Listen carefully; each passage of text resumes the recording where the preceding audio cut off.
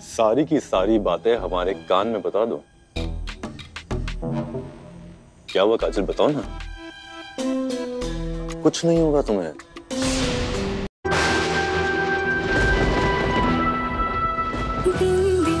कंचन ने तो आंख खोल दी। मेरा मतलब है कभी ना कभी तो खोलेगी ना, और तब सब पता चल जाएगा। उसके बाद तुम्हारा क्या होगा कभी सोचा है? नहीं ना, लेकिन हम तुम्हें उपाय देते हैं। सारी की सारी बातें हमारे कान में बता दो। क्या हुआ काजल, बताओ ना। कुछ नहीं होगा तुम्हें। हमें सब बता दो, इस बार भैया जी के प्रकोप से बचा लेंगे तुम्हें, तुम्हारी कसम। तुम्हें बड़ी फिक्र हो रही है हमारी। हमें कोई फिक्र विक्र नहीं तुम्हारी।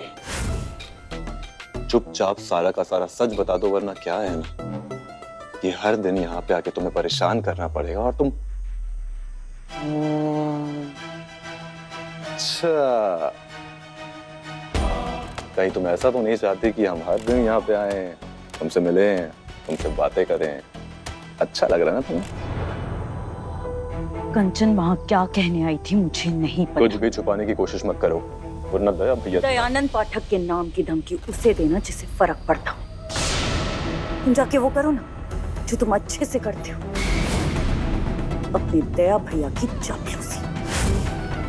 ज़बान संभाल के बात करो, वरना क्या? मुझ पर चिल्लाने का हक तुम खो चुके हो। फिलहाल तुम्हें ऐसा तड़पता देख मुझे बहुत सुकून मिल रहा है।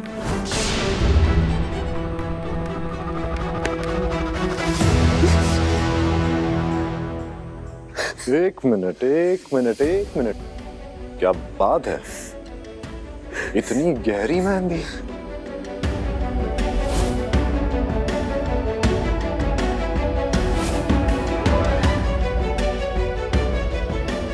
लगता है बहुत प्यार करने वाला पति मिला है तुम्हें।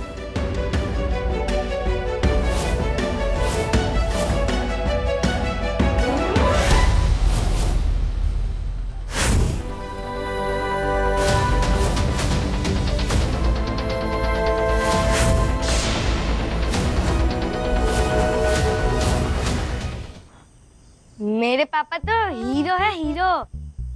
वैसे तो सभी के पापा हीरो होते हैं, पर मेरे पापा बेस्ट हीरो हैं।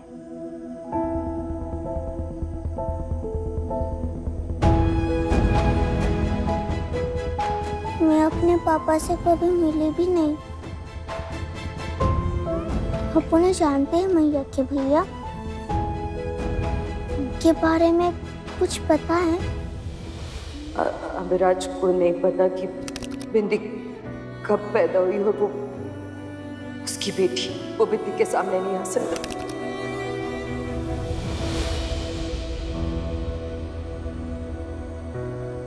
जल्दी खोए रिश्ते ढूंढने में ना टाइम लगता है। तू भी तो मुझे 10 साल के बाद मिली ना। ऐसे ही जब सही वक्त आएगा ना तो अपने पापा से भी मिल लेना। तब तक तू पढ़ाई में ध्यान लगा। वकील बनना है ना तुझे? हाँ, लेकिन उसमें बहुत टाइम लगेगा। तब तक मेरी मैया जेल में ही रहेंगी। अरे नहीं बच्चे, तब तक हम एक अच्छा वकील करेंगे और तेरी मम्मी को जेल से छुड़ाने की कोशिश करेंगे। किस्मत फूटी, अंधाधुन दरबार में गधा पंजीरी खाए। वैसे अपनी बीवी को एक ढंग का तोहफा देने के लिए पैसे नहीं है तुम्हारे पास, और अपनी बहन के लिए वकील कराने के लिए पैसे। तू मेरा खजाना लगा है तो मुझे भी बता दो। सुधी यार, आज के दिन तो बिल्कुल। पर अपनी बहन पर पैसे खर्च करने हैं ना तो मुझे भी सोने का हार लाकर दोगे तुम, बस। मैं कुछ नहीं जानती। जब तक लाके नहीं दिया ना भूखी मर जाऊंगी, लेकिन अन्न का एक दाना तक नहीं खाऊंगी। सुधी सुनो, ऐसे नाराज नहीं होते सुधी। बच्चों की तरह जिद क्यों कर रही हो? अच्छा बताओ, तुम्हारे लिए हार ज्यादा जरूरी है बच्चे की पढ़ाई? हार। मेरी बात सुनो, तुम्हें हार चाहिए ना? मैं लाके दूंगा तुम्हें, पक्का। लेकिन थोड़ा वक्त दे दो। अब बात तो तभी होगी जब तुम मुझे सोने का हार दिलाओगे। राधे राधे।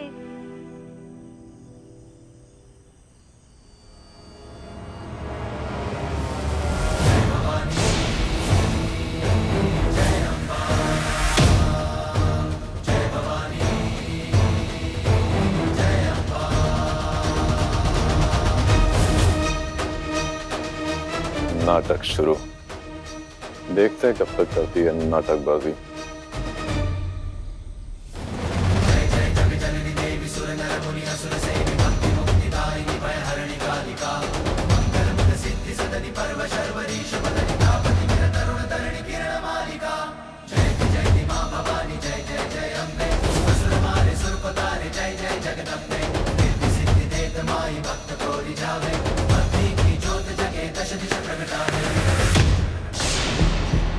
चाहिए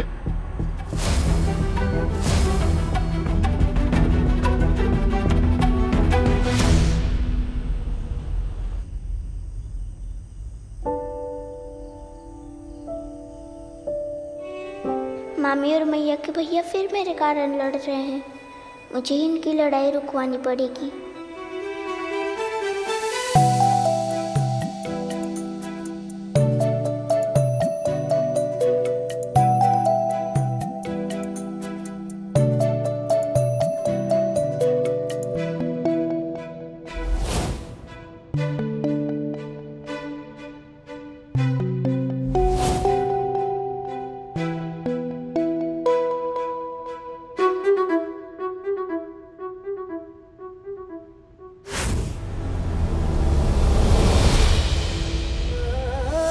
मेरी पूरी जिंदगी जलाकर राख कर दी।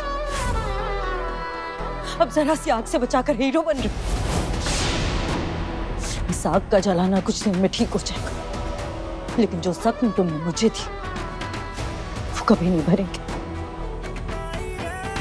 प्यार का मुखौटा पहने तुम तो हैवान निकले अविराज। सच्चा प्यार क्या होता है ये तुम कभी नहीं समझ पाओगे।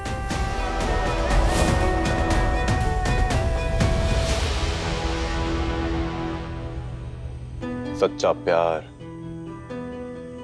आदर, इज्जत सब समझते हैं हम, और फिर भी करते हैं सिर्फ दया भैया जी के लिए, क्योंकि उन्होंने हमें सड़क से उठा के स्टार बनाया। आज हम जो भी है ना, सिर्फ और सिर्फ दया भैया जी की वजह से।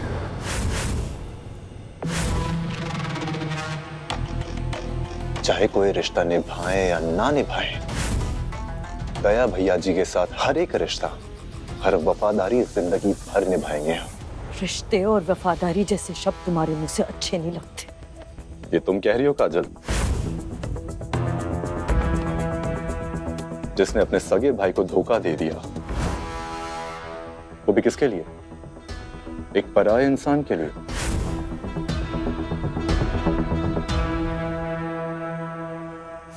अविराज, हमारे 4 दिन के प्यार में इतना क्या पगला गई कि अपने परिवार वालों को धोखा दे दिया, और आज हमारे सामने प्यार, वफा, धोखेबाजी के बारे में प्रवचन दे रही हो। वैसे अच्छा लगा ये देख के कि तुम्हारे दिल में आज भी हमारे प्यार के लिए आग नहीं तो कम से कम चिंगारी आज भी भड़क रही है।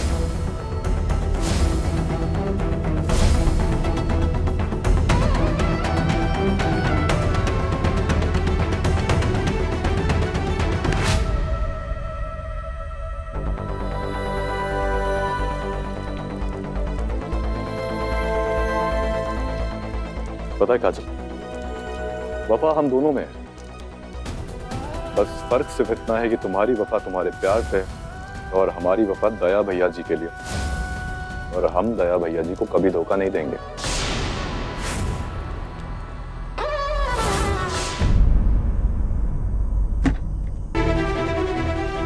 सोच लो जितना सोचना है, वक्त ले लो जितना वक्त लेना है, लेकिन जो भी है ना सब कुछ चुपचाप बता दो, क्योंकि जिंदगी और अविराज बार बार मौके देने में विश्वास नहीं रखते।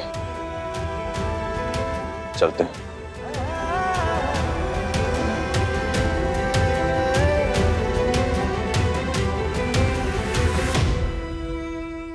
मुझे बहुत सोच समझ कर इन लोगों का सामना करना होगा।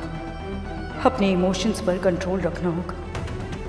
यहाँ किसी को भी पता नहीं चलना चाहिए कि ये मेरे पति हैं।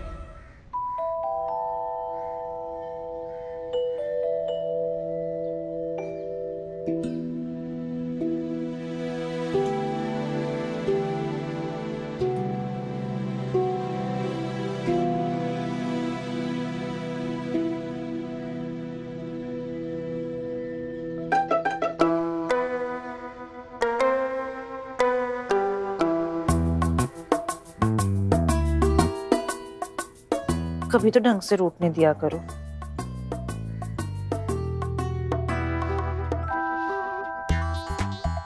हर बार अपनी किसी क्यूट हरकत से मेरा गुस्सा रफू चक्कर कर देते हो और मैं माफ भी कर देती हूँ, लेकिन इस बार नहीं। जब तक मुझे सोने का हार नहीं दिलाओगे, नो माफी।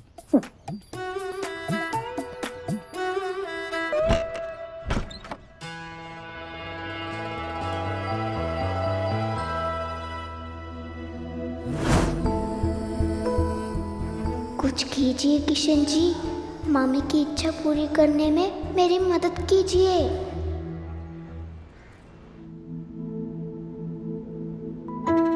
अब तो प्रिंसिपल सर पक्का मेरा दाखिला कर देंगे।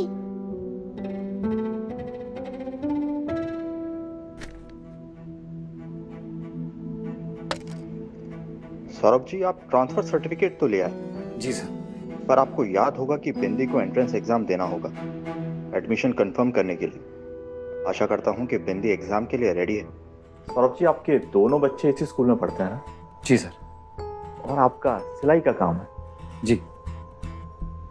ऐसे में तीसरे बच्चे को स्कूल भेजना, पढ़ाना भारी नहीं पड़ेगा? बिंदी की पढ़ाई मुझ पर भार नहीं है, भांजी है मेरी। इसकी हर जिम्मेदारी मेरी है, जिसे मैं हर हाल में पूरा करूंगा। I like your dedication. लेकिन एक मदद हो सकती है। अगर बिंदी क्लास 5 की जगह क्लास 6 का एंट्रेंस टेस्ट पास कर लेती है तो मैं इसे 100% स्कॉलरशिप दे सकता हूं। आपको फीस का पैसा भी नहीं देना पड़ेगा। लेकिन अगर ये फेल हो गई तो बिंदी को हम एडमिशन नहीं दे पाएंगे। समझ गया। आप नहीं चाहते कि बिंदी यहाँ पढ़े, इसलिए नया बहाना बना रहे हैं, लेकिन बिंदी यहीं पढ़ेगी। अरे अगर मेरी फीस माफ हो गई तो मैया के भैया मामी के लिए उन्हीं पैसों से हार खरीद पाएंगे। हमें स्कॉलरशिप नहीं चाहिए सर। बिंदी क्लास 5 में ही पढ़ेगी, पूरी फीस देके। 6th क्लास का एग्जाम पास कर पाना बिंदी के लिए मुश्किल हो सकता है। प्लीज मैया के भैया, मुझे एक मौका दीजिए। प्लीज मैया के भैया। क्या तुम कर पाओगी बेटा? मैं पूरी कोशिश करूंगी मैया के भैया। मैं एग्जाम दूंगी। Very good, that's the spirit.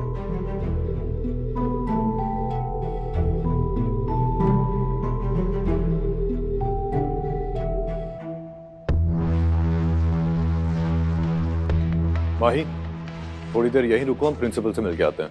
Okay राज चाचू।